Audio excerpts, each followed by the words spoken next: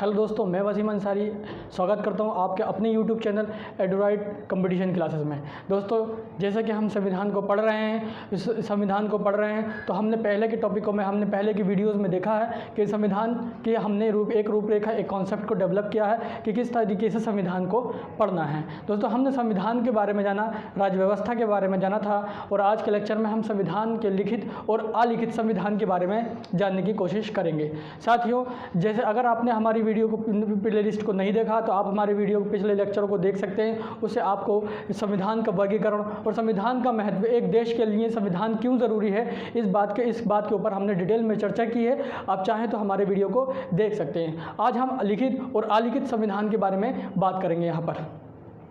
साथियों, जैसा कि आप जानते हैं, संविधान लिखित होता है और अलिखित, हम पहले वीडियो में चर्चा कर चुके हैं इस बात पर। तो लिखित संविधान क्या होता है और अलिखित संविधान क्या होता है, इसके बारे में आज हम चर्चा करने जा रहे हैं।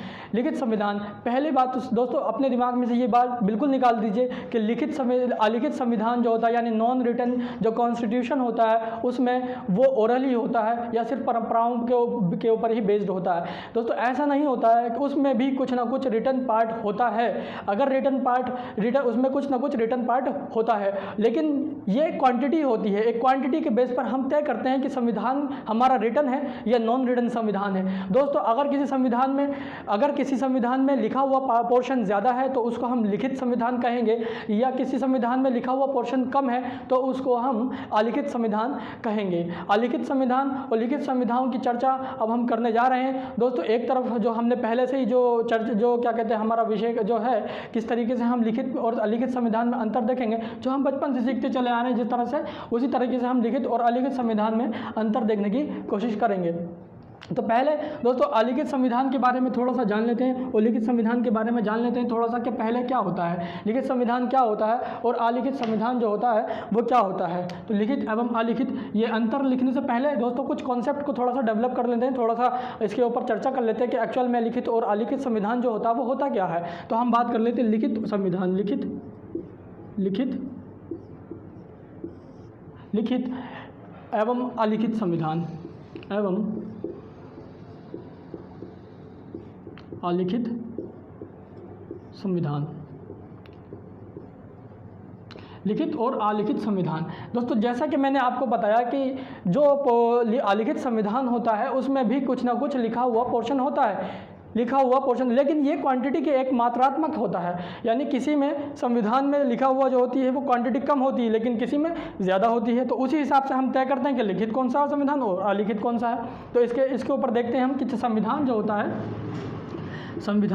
है हमारा संविधान, ये संविधान जो होता है हमारा कैसा होता है। तो ये लिखित संविधान है। तो इसमें अगर हमारे पास तो लिखित अंश अगर ज़्यादा है, लिखित अंश अगर हमारे पास क्या है, अधिक है दोस्तों, कैसा है, लिखित अंक, यानी जो नियम है, कानून है, वो कायदे, जो परंपराएं हैं, उनको अगर हमने ज़्यादा लिख दिया है, उनका जो लिखा हुआ अंश है वो ज़्यादा है। और अलिखित जो है, यानी परंपराओं का जो रोल है वो उसमें बहुत कम है, लगभग नेगलेक्ट, या हम कहें कि लगभग बहुत कम है। तो उसको हम संविधान को क्या कहेंगे, अलिखित संविधान कहेंगे, यानी इसको कहेंगे अलिखित। यानी लिखित और अलिखित संविधान क्या होता है, इसमें अलिखित जो होता अंश होता है वो बहुत कम होता है। क्या होता है, बहुत कम होता है। यानी अलिखित संविधान में जो होता है ये हमारा, तो इस तरह के अगर संविधान जिसमें लिखित अंश अधिक होता है और अलिखित अंश कम होता है तो उसको हम कहते हैं, ऐसे संविधान को हम क्या कहते हैं, लिखित संविधान कहते हैं। क्या कहते हैं, लिखित संविधान कहते हैं, लिखित संविधान होगा दोस्तों। लिखित संविधान, तो कॉन्सेप्ट आपके दिमाग में एकदम बिल्कुल क्लियर होना चाहिए कि जिसमें लिखित अंश यानी लिखा हुआ पोर्शन जिसमें ज़्यादा है उसे हम लिखित संविधान कहेंगे, और जिसमें लिखा हुआ पोर्शन कम है उसे लिखा हुआ पोर्शन कम है। ये एक ख़ास क्वालिटी होती है संविधान की, जिसमें क्या होता है, लिखित और अलिखित दोनों ही क्वालिटी पाई जाएंगी। ऐसा नहीं है कि किसी में संविधान में कुछ ऐसा पोर्शन है ही नहीं कि जो नहीं है। आप देख सकते हैं भारत का संविधान, उसमें भी कुछ ना कुछ ऐसे आर्टिकल्स होते हैं या ऐसी परंपराएं हैं जो कि बहुत पहले से चली आ रही हैं और वो रिवाज के तौर पर हमारे संविधान में घुल मिल गई हैं। उसी हिसाब से दोस्तों, तो उसी हिसाब से हम तय कर लेते हैं कि संविधान कैसा है, तो लिखित संविधान है। और अगर यदि उसमें लिखित अंश जो है वो कम है, लिखित अंश अगर कम है, लिखित अंश कम है और अलिखित अंश अधिक है, अलिखित अंश क्या है, अधिक है, तो उसको हम क्या कहेंगे, अलिखित अंश अगर अधिक होता है तो इस तरह के संविधान को हम कहते हैं, इस तरह का जो संविधान होता है उसको कहते हैं अलिखित संविधान। अलिखित संविधान,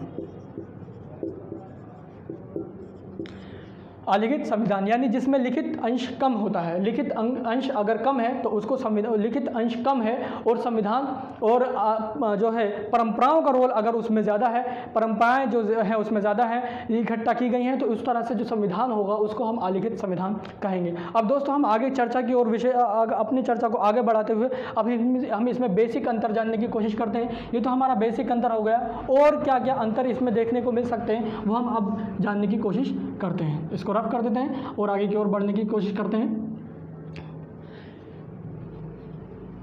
लिखित संविधान, तो ये तो सबसे पहला पॉइंट है जो हम इसमें नोट करने जाएंगे दोस्तों। क्या होता है कि लिखित संविधान में क्या होता है कि इसमें लिखा हुआ अंश अधिक होता है। पहला नंबर 1, पॉइंट नंबर 1, लिखित अंश, इसमें लिखित अंश अधिक होता है। इसमें लिखित अंश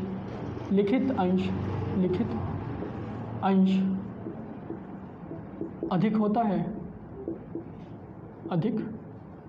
होता है, लिखित अंश इसमें अधिक होता है। और अलिखित अंश क्या होता है, कम होता है। अलिखित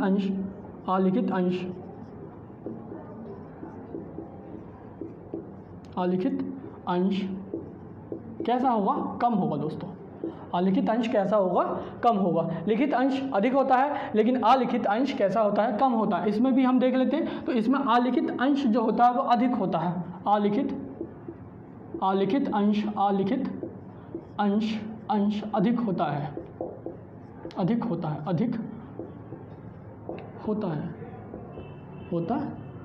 और लिखित अंश क्या होता है दोस्तों, कम होता है। लिखित अंश कम होता है।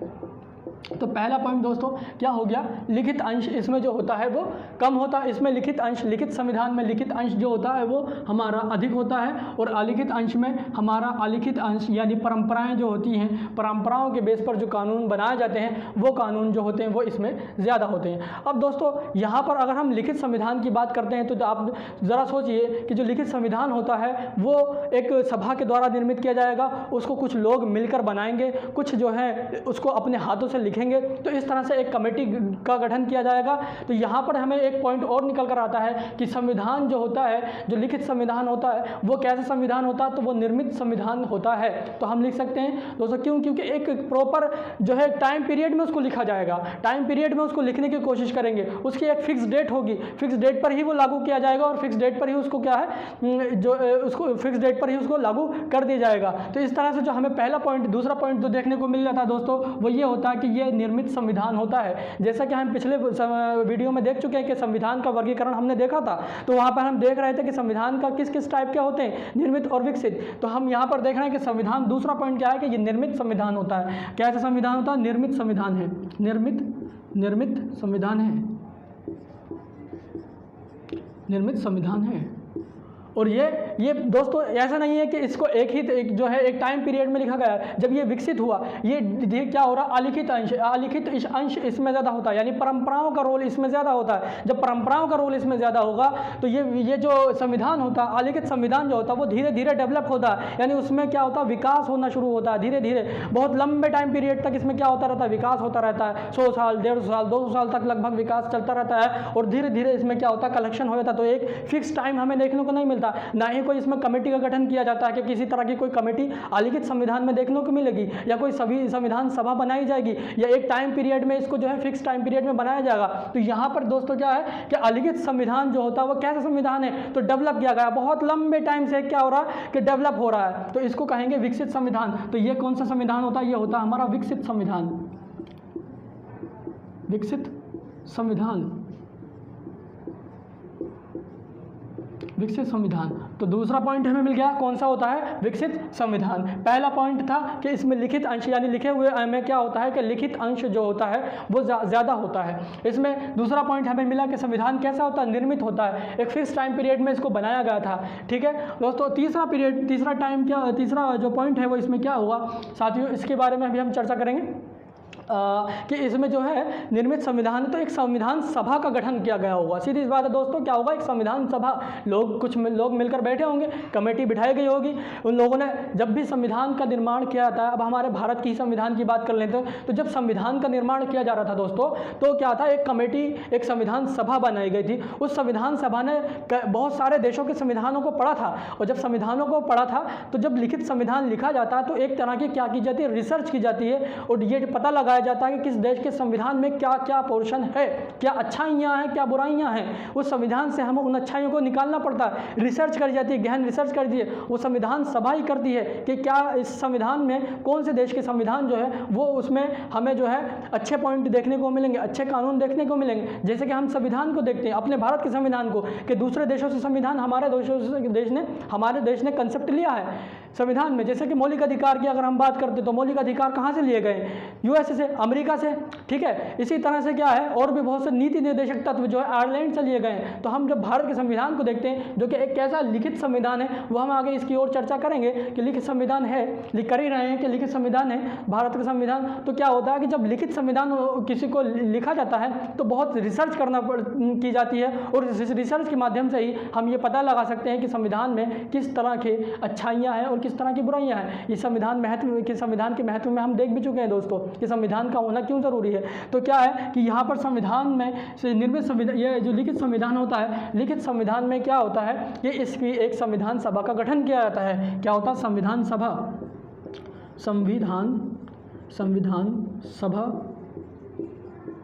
संविधान सभा का निर्माण किया जाता है। क्या होता है दोस्तों, संविधान सभा का निर्माण किया जाता है। संविधान सभा या संविधान सभा संविधान का निर्माण करती है,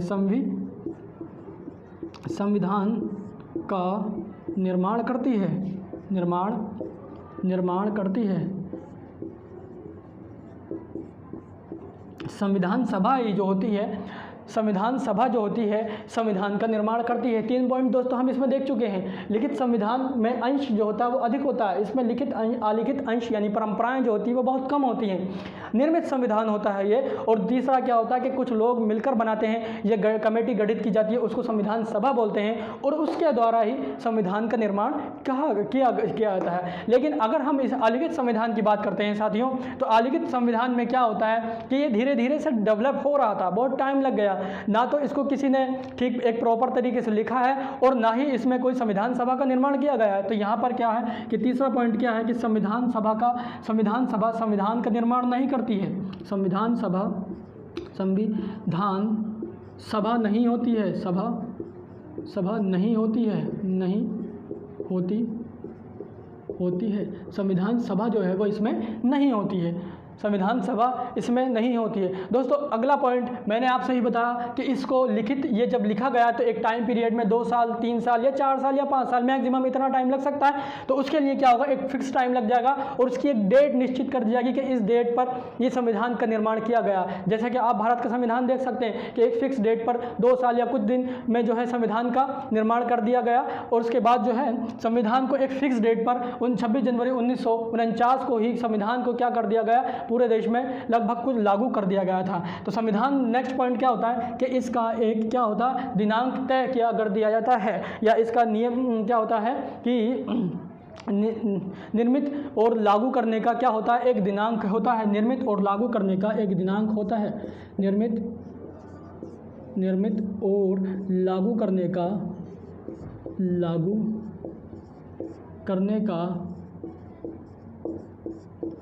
एक दिनांक, एक फिक्स डेट होती है, फिक्स होती है। अब दोस्तों अलिखित संविधान की अगर हम बात करते हैं तो इसमें कोई डेट होगी नहीं, क्योंकि ये तो धीरे धीरे डेवलप हो रहा है। विकसित संविधान है, विकसित संविधान है तो इसका मतलब धीरे धीरे डेवलप हो रहा है। ना तो कोई संविधान सभा है इसमें, और ना ही किसी भी तरह की कोई फिक्स डेट है। तो इसमें 4th पॉइंट होता है क्या, इसमें निर्मित करने की कोई भी फिक्स डेट नहीं होती है। तो निर्मित करने की कोई फिक्स डेट नहीं होती।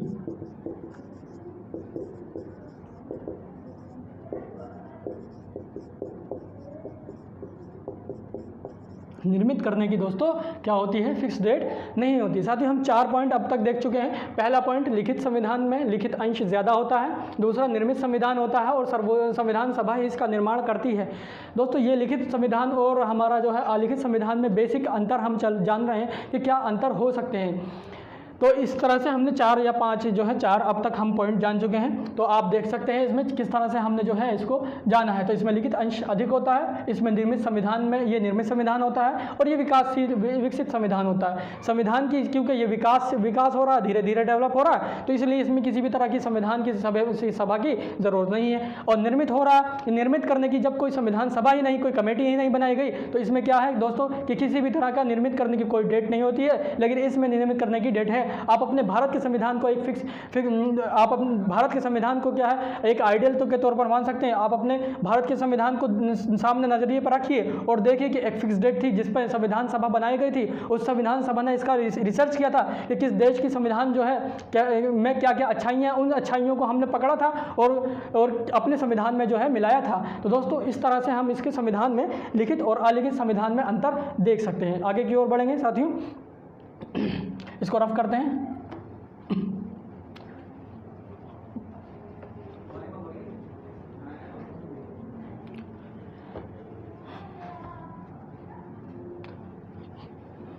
अब हम बात करते हैं 5वां पॉइंट जो कि बहुत ज़रूरी है दोस्तों। अब जब हम लिखित संविधान को विकसित कर रहे हैं, साथ ही तो उसमें जो राज्य व्यवस्था की प्रकृति होगी वो भी डिफरेंट हो सकती है। यानी जैसे कि हम पहले देख चुके हैं कि एकात्मक हो सकती है, दूसरी क्या संघात्मक हो सकती है, तीसरी अर्ध संघात्मक हो सकती है। एकात्मक यानी शक्तियों का केंद्रीकरण उसमें हो सकता है, संघात्मक यानी शक्तियों का बंटवारा। शक्तियों का केंद्रीकरण से मतलब दोस्तों कि सारी शक्तियाँ जो होती हैं वो केंद्र के पास होती हैं या फिर किसी एक पर्सन जो कि लीडर होता है उसके पास ही होती है।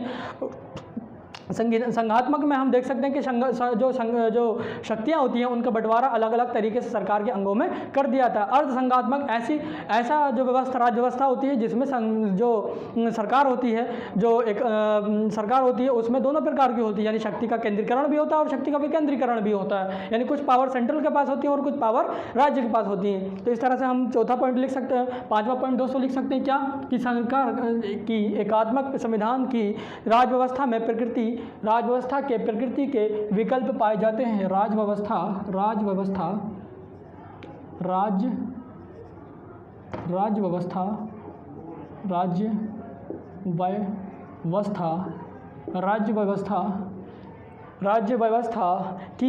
प्रकृति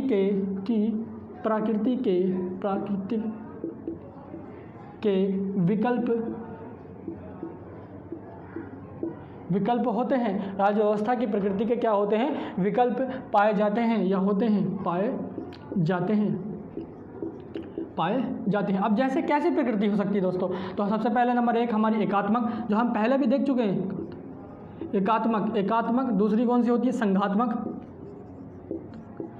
संघात्मक होती है। और तीसरी की अगर हम बात करते हैं तो होती है हमारी कौन सी, तो ये होती है अर्ध संघात्मक।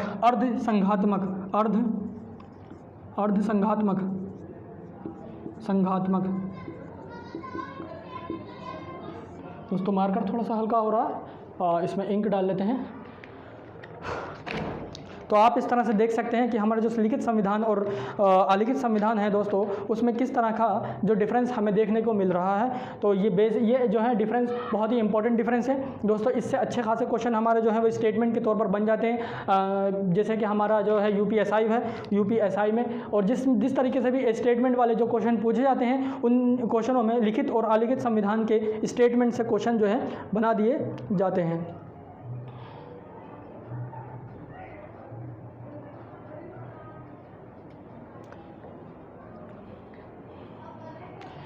तो राज्य व्यवस्था की प्रकृति के आधार पर हम देख रहे हैं एकात्मक हो सकती है हमारी, कैसे हो सकती है, एकात्मक, संघात्मक या अर्ध संघात्मक भी प्रकृति हो सकती है। एकात्मक यानी शक्तियों का केंद्रीकरण इसमें देखने को मिलता है।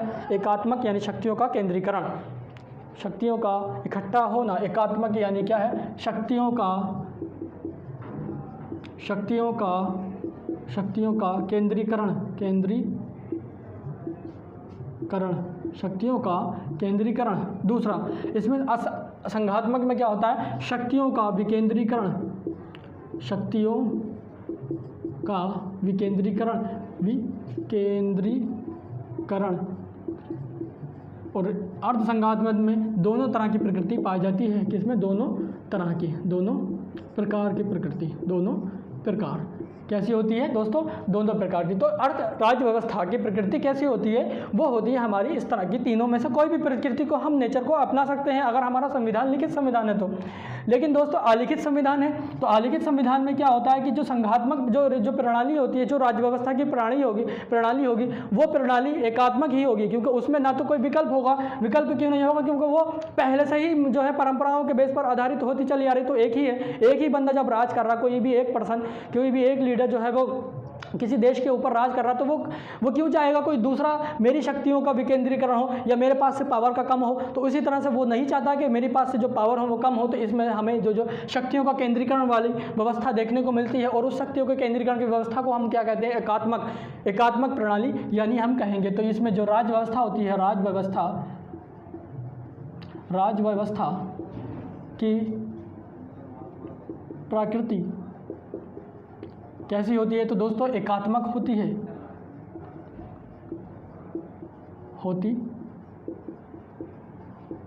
एकात्मक होती है। तो ये देख समझ पा रहे हैं आपको, राज्य व्यवस्था की प्रक्रिया एकात्मक होगी। क्यों होती है एकात्मक? क्योंकि दोस्तों इस पर एक ही लीडर, एक ही होता है, उसका संविधान होती है, सारी पावर्स जो होती हैं वो उसी के हाथ में होती है। वो नहीं चाहता है कि हमारी जो पावर्स हैं उनका बंटवारा हो या शक्तियों का विकेंद्रीकरण किया जाए, शक्तियों का विकेंद्रीकरण, उसके पास से पावर कम हो। तो जिस तरह से अगर आपको कोई लीडर किसी देश का लीडर बना दे, तो आप क्या सोचेंगे दोस्तों? आप सोचेंगे कि मेरे पास से किसी भी तरह से पावर कम ना हो या मेरी कुर्सी ना छीने, तो आप क्यों देंगे किसी को पावर? तो इसीलिए एकात्मक अलिखित संविधान में किस तरह की प्रकृति होती है राज्य व्यवस्था की? तो वो होती है एकात्मक प्रकृति। इसी तरह से जो संविधान की है, जो एक अब हम लिखित संविधान की बात करते हैं दोस्तों, तो इसमें क्या होता है कि जो न्यायपालिका होती है और कार्यपालिका, जो सरकार के अंग होते हैं, कौन कौन से अंग होते हैं? 3 अंग होते हैं। एक तो हमारे पास विधायिका होती है, कार्यपालिका होती है और न्यायपालिका होती है। तो यहाँ पर क्या होता है, जो विधायिका होती है वो कार्यपालिका और विधायिका और कार्यपालिका, न्यायपालिका, इन दोनों से, विधायिका और कार्यपालिका इन दोनों से क्या होती है? वो ज़्यादा पावरफुल होती है, यानी उसके पास ज़्यादा पावर होती है। तो इस तरह से जो हमें देखने को मिलता है कि लिखित संविधान में जो होता है वो कि न्यायपालिका ज़्यादा पावरफुल होती है। तो न्यायपालिका पावरफुल इसलिए होती है क्योंकि उसको व्याख्या करना भी होती है। विवाद जब भी उत्पन्न होता है कार्यपालिका में और न्यायपालिका में, तो क्या होता है कि वो उसकी व्याख्या करता है और उस विवाद को सुलझाने का काम करता है। लेकिन अगर हम अलिखित संविधान की बात करते हैं साथियों, तो अलिखित संविधान में जो कार्यपालिका, जो विधायिका होती है वो ज़्यादा पावर में होती है, उसका जो शक्तियाँ होती है वो ज़्यादा होती हैं। तो इसका मतलब यहाँ पर क्या है कि यहाँ पर जो संविधान, जो विधायिका होती है वो ज़्यादा पावर में होती है। तो विधायिका कानून जो होती है वो बना सकती है, कभी भी कानून को, संविधान को चेंज कर सकती है। तो इसका मतलब क्या है कि संविधान यहाँ पर कैसा देखने को मिलेगा? लचीला संविधान, क्योंकि विधायिका के पास होती है वो अपनी मर्जी के हिसाब से संविधान को बदल सकती है, अपनी सहूलियत के हिसाब से। जो प्रणाली चल रही है एकात्मक प्रणाली, उस संविधान के हिसाब से संविधान को अपनी प्रणाली के हिसाब से उसको बदल सकती है। तो दोस्तों हमें दूसरा पॉइंट यहाँ पर और देखने को मिलेगा कि संविधान जो होती है कि न्यायपालिका की शक्तियाँ का, न्यायपालिका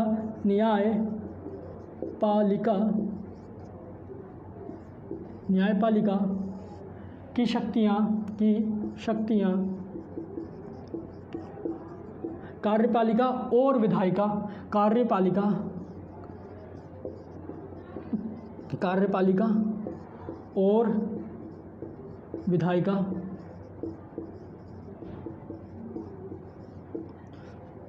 से तुलनात्मक रूप से, दोस्तों ऐसा नहीं है कि बहुत ज़्यादा होंगी। अगर न्यायपालिका की शक्तियाँ बहुत ज़्यादा हो गई तो यहाँ पर भी न्यायपालिका जो है वो इन दोनों के ऊपर कब्जा कर लेगी, यानी उनके ऊपर जो शक्तियाँ हैं अपनी पावर्स को इनके कंपेयर में ज़्यादा रखी जाती हैं। इसलिए क्योंकि संविधान की जो शक्तियाँ होती हैं वो न्यायपालिका को यहाँ पर लिखित में ज़्यादा दी जाती है, लेकिन इतनी नहीं, एक लिमिट में दी जाती हैं। अगर यहाँ पर न्यायपालिका भी ज़्यादा पावरफुल हो जाएगी तो इन दोनों के ऊपर क्या होगा? इसका दबाव होगा, प्रेशर होगा। तो जिस हिसाब से चलेगी वो न्यायपालिका जिस हिसाब से चाहेगी उस तरीके से विधायिका और कार्यपालिका को काम करवाएगी। लेकिन यहाँ पर भी तुलनात्मक रूप से, यानी उसके हिसाब से जितनी लिमिट रखी गई है उस लिमिट के अकॉर्डिंग ही उसको न्यायपालिका को पावर दी जाती है। तो तुलनात्मक रूप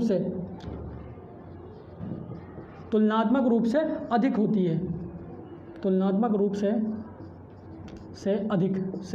अधिक होती है, तुलनात्मक रूप से अधिक होती है। और यहाँ पर दोस्तों क्या होता है कि जो कार्य विधायिका होती है वो न्यायपालिका और कार्यपालिका से क्या होती है, अधिक होती है। राज्य व्यवस्था की जो न्यायपालिका विधायिका न्यायपालिका को सीमित शक्तियों दी जाती हैं। जो न्यायपालिका होती है, न्यायपालिका को सीमित शक्तियां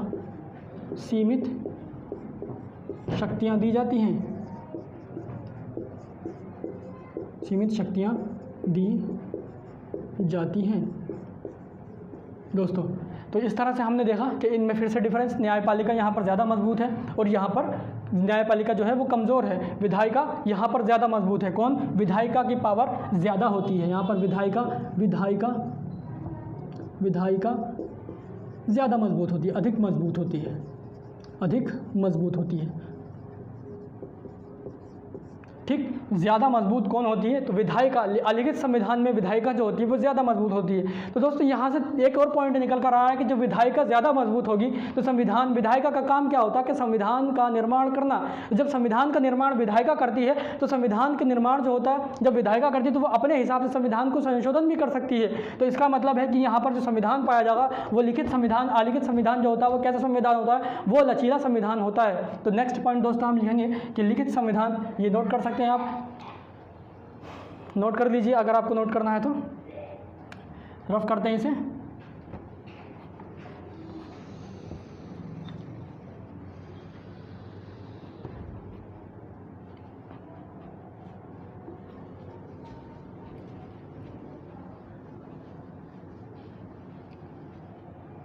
नेक्स्ट पॉइंट की बात करते हैं कि जो संविधान जो यहाँ पर जो होता है, संविधान की प्रकृति कैसी होती है साथियों। यहाँ पर लिख लेंगे पहले कि ये संविधान जो होती है प्रकृति, संविधान की संशोधन की प्रकृति कैसी होती है। तो संविधान संशोधन की प्रकृति लचीली होती है। संविधान संशोधन की प्रकृति, संविधान संशोधन की प्रकृति कैसी होती है? लचीली होती है। लचीली यानी फ्लेक्सिबल होती है। कैसी होती है दोस्तों? लचीली होती है। और यहाँ पर जो संविधान होता है साथियों, यहाँ पर संविधान जो होता है वो सर्वोच्च परी नहीं होता है। यानी यहाँ पर संसद जो होती है वो सर्वोच्च परी होती है। कौन सर्वोच्च परी होती है? संसद। क्योंकि वो जैसे चाहे संविधान को अपने रूप से, अपने हिसाब से वो है संविधान को बदल रही है, संविधान को बना रही है। तो यहाँ पर जो सबसे सर्वोच्च होती है वो कौन होती है? तो संसद। यहाँ पर संसद जो होती है दोस्तों क्या होती है? सर्वोच्च होती है। संसद सर्वोच्च होती है। अब लिखित संविधान की बात करते हैं साथियों। तो लिखित संविधान में क्या होता है कि लिखित संविधान में जो प्रकृति होती है वो कैसी होगी? जब उस पर गहन रिसर्च करा जा रहा है तो प्रकृति कैसी रख सकते हैं? तीनों तरह की पाई जा सकती है। लचीली भी हो सकती है, कठोर भी हो सकती है, या फिर ऐसी हो सकती है कि दोनों का मिला जुला रूप हो, या तो लचीली भी हो कठोर भी हो। साथ ही संविधान को, जैसे भारत का संविधान अगर आप देखना चाहेंगे तो लचीला भी हो कठोर भी है। कुछ जगहों पर संविधान को संशोधन करना बहुत ईजी है, लेकिन कुछ जगहों पर संविधान को संशोधन करना बहुत मुश्किल है। साधारण बहुमत के थ्रू अगर हम करते हैं संविधान का संशोधन तो हमें कुछ स्पेशल राइट्स होते हैं संसद को कि वो बहुत इजी तरीके से संविधान का संशोधन कर सकती है। लेकिन कुछ जगहों पर संविधान का संशोधन भारत में इतना मुश्किल कर दिया गया है, बहुत मुश्किल कर दिया गया है। उसको बोलते हैं विशेष बहुमत। इसके बारे में हम आगे चर्चा करेंगे साथियों। तो ये क्या होती है कि संविधान की प्रकृति जो होती है वो यहाँ पर कैसी पाई जाती है? तो वो तीनों तरह की पाई जाएगी। संविधान संशोधन की प्रकृति, संविधान संशोधन की प्रकृति कैसी होती है साथियों? तीनों तरह की होगी। कठोर यानी रिजिड, दूसरा फ्लेक्सिबल यानी हमारा लचीला, और तीसरा यानी दोनों, जिसमें दोनों तरह की प्रकृति मिला जुला रूप हो, मिला जुला रूप। यानी उसमें फ्लेक्सिबल भी ना हो, या तो उसको बहुत इजी हो, जैसे भारत का संविधान है बहुत कठोर भी हो और बहुत इजी भी है। इसके बारे में भी हम आगे की ओर थोड़ी सा और चर्चा करेंगे, क्या हो सकता है, कैसे कठोर बनाया गया, कैसे लचीला बनाया गया है, तो मिला जुला रूप हो सकता है। यहाँ पर क्या होता है साथियों, यहाँ पर संविधान सर्वोच्च होता है। यहाँ पर क्या होता है कि संविधान जो होता है वो सर्वोच्च होता है, संविधान सर्वोच्च होता है, सबसे ऊपर जो होगा वो संविधान होता है, सर्वोच्च होता है। लेकिन यहाँ पर आलिखित संविधान में क्या होती है कि संसद सर्वोच्च होती है, वो संसद जैसे चाहे फिर जो उस हिसाब से संविधान को संशोधन कर सकती है। ठीक है, अब आगे की ओर नेक्स्ट पॉइंट देखते हैं। अब कुछ इसके कुछ उदाहरण देख लेते हैं साथियों कि संविधान जो होता है वो किस तरीके के संविधान में संशोधन कठोर, लचीला, मिला जुला रूप, ये हमने देख लिए। अब इसके ही कुछ एग्जाम्पल देख लेते हैं। जैसे हम अमेरिका का एग्जाम्पल देखते हैं। उदाहरण नंबर 1 क्या है, एग्जाम्पल देखेंगे अगर हम, तो वो क्या होगा हमारा number 1, example number 1 America.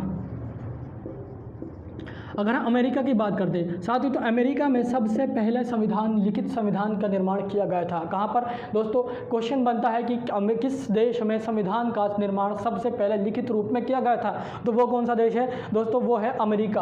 America में संविधान का निर्माण सबसे पहले लिखित संविधान, सबसे पहले लिखित संविधान, या इसको सबसे पुराना भी कह सकता है दोस्तों, कि सबसे पुराना लिखित संविधान किस देश का है, तो वो किसका है, संविधान किस देश का है, तो वो है अमेरिका का। दूसरा, ये बहुत छोटा सा था, बहुत कम संविधान जो नियम थे इसमें जो थे कलेक्शन किया गया था, तो सबसे छोटा भी है साथियों का कौन सा है, तो सबसे छोटा भी है, सबसे छोटा संविधान भी है ये, कौन सा है, सबसे छोटा, बहुत ज़्यादा छोटा है संविधान। तो दूसरा एक और पॉइंट ये क्या है कि ये अब हम देखते हैं कि अमेरिका का संविधान होता है, उसको बदलना, उसका मैं आज तक संविधान संशोधन कितने हुए हैं, बहुत कम संविधान संशोधन किए गए हैं। यानी उसकी जो संशोधन की प्रकृति है वो कैसी है साथियों, तो वो बहुत ज़्यादा कठोर है, क्योंकि कम संशोधन किए गए। तो संविधान की जो प्रकृति है वो कैसी है, कठोर है, संशोधन की प्रकृति कठोर है। तो कठोर प्रकृति का है, कठोर प्रकृति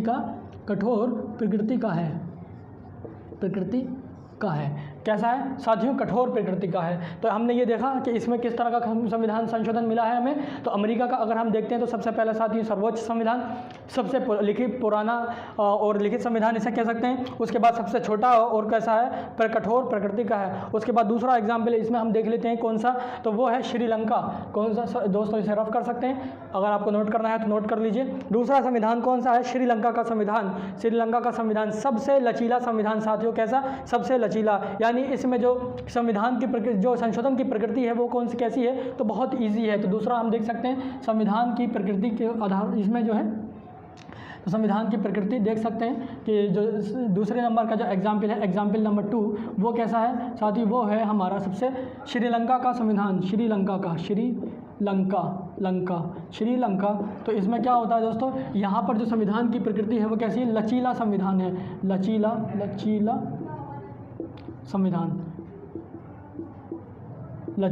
संविधान है। कैसा है दोस्तों, लचीला संविधान है। यहाँ पर श्रीलंका का संविधान कैसा है साथियों, लचीला। इसी तरह से अगर हम एग्जाम्पल नंबर 3 की बात करते हैं साथियों, तो वो कौन सा है, भारत। अब हम अपने भारत को देख सकते हैं, एग्जाम्पल नंबर 3 में भारत।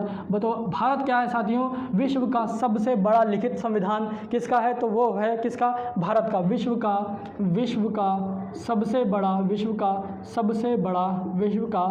सबसे बड़ा लिखित संविधान कैसा है साथियों, लिखित संविधान है, लिखित संविधान। एग्जाम्पल नंबर 3 हमने देख लिया, इसको रफ कर देते हैं साथियों। विश्व का सबसे बड़ा लिखित संविधान अगर किस देश का है, तो वो कैसा है, भारत का। तो भारत की प्रकृति कैसी है, तो साथियों तो ये लचीला भी है एवं कठोर भी है। पहला पॉइंट ये हो गया इसमें, और दूसरा पॉइंट क्या है कि ये लचीला भी है और कठोर भी है, लचीला एवं कठोर, लचीला भी है और साथियों कैसा है, कठोर भी है। इसके बाद अगर हम बात करते हैं एक और एग्जाम्पल जो कि 4th नंबर का एग्जाम्पल है, एग्जाम्पल नंबर 4 हमारा जापान की बात कर लेते हैं। जापान साथियों, जापान क्या है, एक देश है, आप सब बखूबी जानते हैं। तो जापान क्या, एशिया का सबसे पहला लिखित संविधान कौन से देश का है, तो एशिया का सबसे पहला लिखित संविधान वो है जापान का। यानी भारत से भी पहले एशिया ने अपने संविधान को लिखित कर लिया था। ठीक है, एशिया का सबसे पहले लिखित संविधान, लिखित संविधान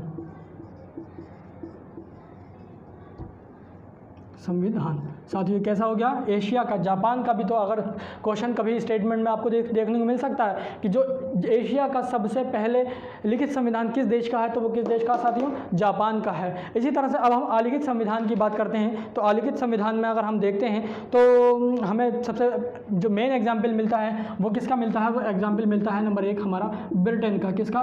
ब्रिटेन का। साथियों किसका? कैसा संविधान है? अलिखित संविधान है, यानी परंपराओं के बेस पर इसका कलेक्शन किया गया था। बहुत कम इसमें लिखित जो है अंश वो पाया गया है। उसी संविधान को हम क्या कहते हैं? अलिखित संविधान कहते हैं। तो ब्रिटेन का जो है 1915 में, साथियों क्या है? ब्रिटेन का 1915 में जॉर्ज किंग जॉन ने एक जो है घोषणा पत्र जारी किया था। उस घोषणा पत्र को क्या कहा गया था? तो ब्रिटेन का मैग्ना कार्टा कहा गया था। क्या कहा था? Magna carta.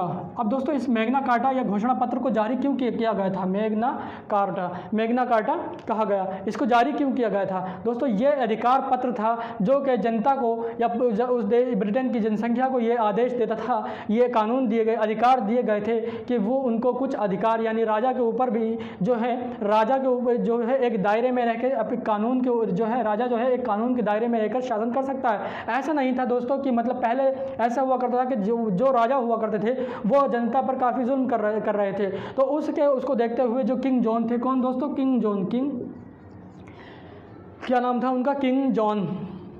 तो इन्होंने 1215 ईस्वी में जो था एक संविधान का निर्माण किया जिसे मैग्ना कार्टा या जो है संविधान का निर्माण किया जिसे मैग्ना कार्टा या राइट्स कह सकते हैं, पब्लिक जो पब्लिक के लिए होते हैं, तो उसको जो है निर्माण किया गया था। तो 1215 ईस्वी में ये क्वेश्चन पूछ लेगा कि जो ब्रिटेन का मैग्ना कार्टा कब जारी किया गया था? तो 1215 ईस्वी में। तो ये अलिखित संविधान था। अलिखित संविधान मतलब दोस्तों उसमें परंपराओं का विश्लेषण जो है वो मेलजोल ज़्यादा रहा। उसके बाद हम देख सकते हैं एग्जाम्पल नंबर 2 में हम सऊदी अरब को देख सकते हैं।